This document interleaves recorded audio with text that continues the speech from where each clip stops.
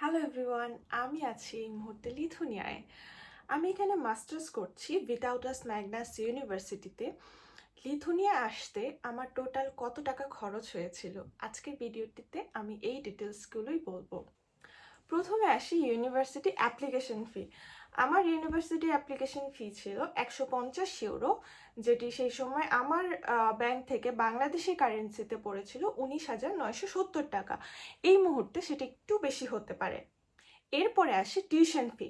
আমার tuition fee ছিল বছরে 4,606 ইউরো, যেটি বাংলাদেশি কারেন্সিতে সেই সময়ে আমার পড়েছিল 6,70,000 টাকা।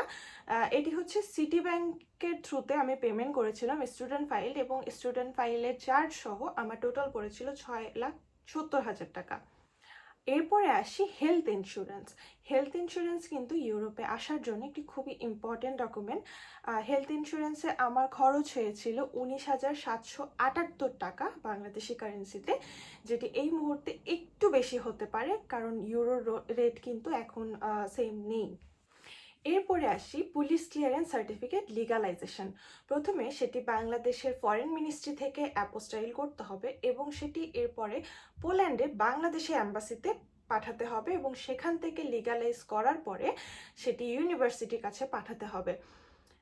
এই ধাপে আমার খরচ হয়েছিল, প্রথমে বাংলাদেশি ফরেন মিনিস্ট্রিতে আমার কোনো খরচ হয়নি, সেখানে সম্পূর্ণ বিনা খরচে লিগালাইজ করে দেয়।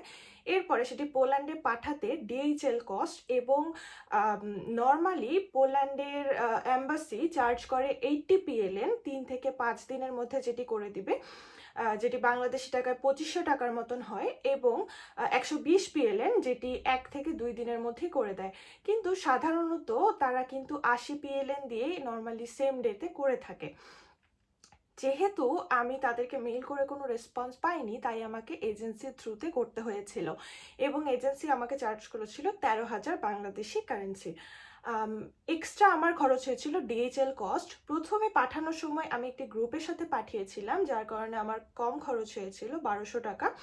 কিন্তু যখন আমি ফেরত নিয়ে আসি, একটু ঝামেলার কারণে আমি সেটি সম্পূর্ণ নিজেই নিয়ে আসি, নিজে ডিএইচএল বুকিং দিয়ে, সেক্ষেত্রে আমার একটু বেশি খরচ হয়েছিল। এরপরে অ্যাম্বাসি ফেস করতে কত টাকা খরচ হয়েছিল। আমি অ্যাম্বাসি ফেস করেছিলাম দিল্লিতে। যেহেতু আমার অলরেডি গ্র্যাজুয়েশন ছিল দিল্লিতে, সেক্ষেত্রে আমার থাকার জায়গা কিংবা আমার খাওয়া খরচে আমার এক্সট্রা খুব বেশি খরচ হয়নি, কারণ আমি হোস্টেলে ছিলাম। আর আমার খাওয়ার খরচও আমার লাগেনি, কারণ আমার সেখানে সিনিয়ররা ছিল, ফ্রেন্ডসরা ছিল।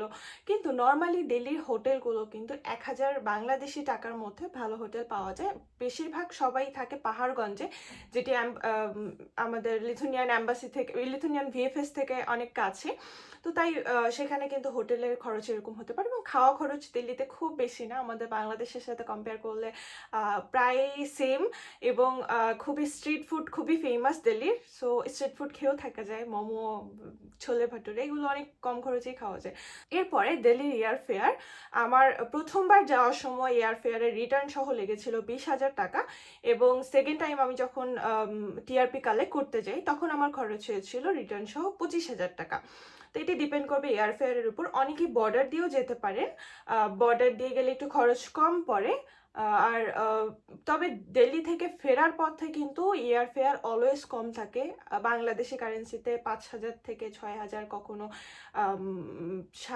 5 থেকে 7 হাজারের মধ্যে কিন্তু এয়ার ফেয়ার হয়ে থাকে রিটার্নের সময়। যাওয়ার সময় একটু বেশি থাকে।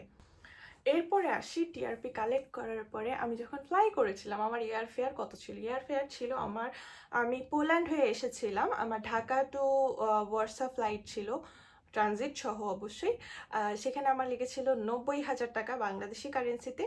এবং আমি এয়ার আরাবিয়ায় এসেছিলাম, কারণ এয়ার আরাবিয়ায় হচ্ছে সব থেকে বেশি ওয়েটের লাগেজ আনা যায়, প্রায় 50 কেজির মতন, 40 কেজি লাগেজে প্লাস 10 কেজি হ্যান্ড লাগেজে। সেজন্য এটি স্টুডেন্টরা চুজ করে, কারণ ভিলনিয়াসের ফ্লাইটও কিন্তু একটু বেশি এক্সপেন্সিভ হয়ে থাকে, সেক্ষেত্রে অনেকেই পোল্যান্ড হয়ে তারপরে আসে, সেক্ষেত্রে খরচ একটু কম হয়। এরপরের খরচ হচ্ছে বাসা ভাড়া। লিথুনিয়ায় ভিলনিয়াসে কিংবা কর্নাসে কিংবা আপনি যেই সিটিতেই থাকেন না কেন, বাসা ভাড়ার খরচ হচ্ছে 1 মাসের বাসা ভাড়া আপনি যদি ডরমিটরিতে থাকেন সেক্ষেত্রে 150 ইউরো থেকে 200 ইউরোর মধ্যে হয়ে থাকে, এবং আপনারা যদি ফ্রেন্ডরা সহ শেয়ার করে থাকেন সেক্ষেত্রে কিন্তু 120 ইউরো থেকে 200 ইউরোর মধ্যেই হয়ে থাকে। তো এটি আপনাকে অ্যাডভান্স করতে হয়, প্লাস 1 মাসের বাসা ভাড়া দিতে হবে। তো এখানে আপনার এক্সট্রা একটি খরচ যাবে। বাদ বাকি আমি ওভারঅল সব কিছুই বলার ট্রাই করেছি। আমার এক্সট্রা খরচ হয়েছিল যেহেতু আমার গ্র্যাজুয়েশন দিল্লি থেকে, সেক্ষেত্রে কিন্তু আমার ইন্ডিয়ান পুলিশ ক্লিয়ারেন্সও লেগেছিল। আমার ইন্ডিয়ান পুলিশ ক্লিয়ারেন্স লিগালাইজ করতে হয়েছিল, সেটিতে আমার এক্সট্রা খরচ হয়েছিল। এবং যারা দেশের বাইরে থেকে গ্র্যাজুয়েশন করেছেন বা মাস্টার্স করেছেন, আপনাদের কিন্তু লাস্ট যেই কান্ট্রিতে আপনারা স্টে করেছিলেন সেই কান্ট্রিরও পুলিশ ক্লিয়ারেন্স সার্টিফিকেট লাগবে। এটি আপনাদের 2টি পুলিশ ক্লিয়ারেন্স সার্টিফিকেট লাগবে। তবে দিল্লির যে পুলিশ ক্লিয়ারেন্স ছিল সেটি আমাকে পোল্যান্ড থেকে লিগালাইজ করতে হয়নি, কারণ দিল্লিতে আমার অ্যাপোস্টাইল পিসিসি যেটি দিল্লি করে থাকে, যার কারণে আমার এক্সট্রা পোল্যান্ডে পাঠাতে হয়নি, শুধুমাত্র আমার বাংলাদেশি পিসিসিটি পাঠাতে হয়েছিল। এছাড়া স্পন্সর এফিডেভিট নোটারি করতে আমার খরচ হয়েছিল, এবং পাসপোর্টের ফটোকপি আমি নোটারি করে নিয়েছিলাম। এই কিছু কিছু ডকুমেন্টস আমি নোটারি করে নিয়েছিলাম, যেগুলোতে আমার খরচ হয়েছিল। স্পন্সর এফিডেভিটের জন্য আমার শুধু 200 টাকা খরচ হয়েছিল, এবং পাসপোর্টের ফটোকপি আমি নোটারি করেছিলাম প্রেস ক্লাবের সামনে থেকে ঢাকায়, যেখানে আমার লেগেছিল 40 টাকা। তো আপনারা এভাবে খোঁজ নিয়ে দেখতে পারেন কোন এলাকায় কত টাকা নিচ্ছে, বা কোনো কোনো জায়গায় বেশি টাকা নিয়ে থাকে, তো কোন জায়গা থেকে কম খরচে আপনারা করতে পারবেন। আমি আশা করি আমি ওভারঅল সবগুলো খরচই শেয়ার করেছি। এছাড়াও যদি আপনাদের কোনো প্রশ্ন থাকে আপনারা আমাকে কমেন্ট বক্সে জানাতে পারেন, কিংবা আমার ফেসবুক পেজে আমাকে ইনবক্স করতে পারেন। আমি চেষ্টা করব সকল তথ্য দেওয়ার জন্য। ধন্যবাদ।